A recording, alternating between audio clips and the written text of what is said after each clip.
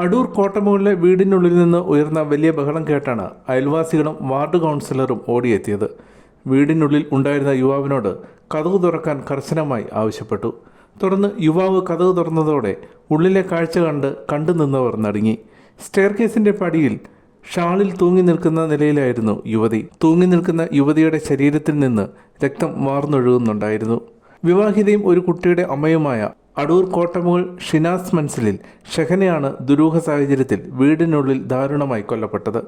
ഭർത്താവുമായി അകന്നു കഴിയുകയായിരുന്ന ഷെഹനയുടെ വീട്ടിൽ സംഭവം നടക്കുമ്പോൾ ഏഴംകുളം സ്വദേശിയായ ആൺസുഹൃത്തും ഉണ്ടായിരുന്നു. വാതിൽ തുറന്ന യുവാവിൻ്റെ ശരീരത്തിലും രക്തപ്പാടുകൾ ഉണ്ടായിരുന്നതാണ് ദുരൂഹത ഇരട്ടിയാക്കുന്നത്.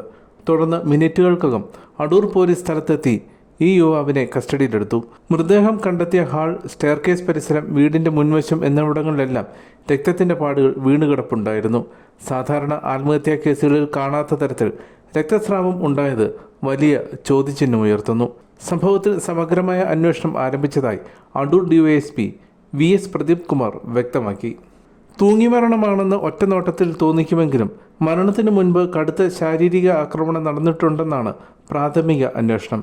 ഷെഹനയെ മർദ്ദിച്ച് പരിക്കേൽപ്പിച്ച ശേഷം തൂക്കിക്കിട്ടിയതാണോ അതോ മർദ്ദനത്തിന് ഇരയായ ശേഷം യുവതി സ്വയം ജീവനൊടുക്കിയതാണോ എന്ന കാര്യം പോലീസ് പരിശോധിച്ചു വരികയാണ്. കസ്റ്റഡിയിലുള്ള ഏഴംകുളം സ്വദേശിയായ യുവാവിനെ പോലീസ് വിശദമായി ചോദ്യം ചെയ്തു. ഇരുവരും തമ്മിൽ മുൻപും സാമ്പത്തിക വ്യക്തിഗത തർക്കങ്ങൾ ഉണ്ടായിരുന്നതായി സൂചനയുണ്ട്. സംഭവസ്ഥലം പോലീസ് പൂർണ്ണമായി സീൽ ചെയ്തിരിക്കുകയാണ്. ഫോറൻസിക് വിദഗ്ധരും വിരലടയാള വിദഗ്ധരും ചൊവ്വാഴ്ച രാവിലെ വീട്ടിലെത്തി വിശദമായ ശാസ്ത്രീയ തെളിവെടുപ്പ് നടത്തി.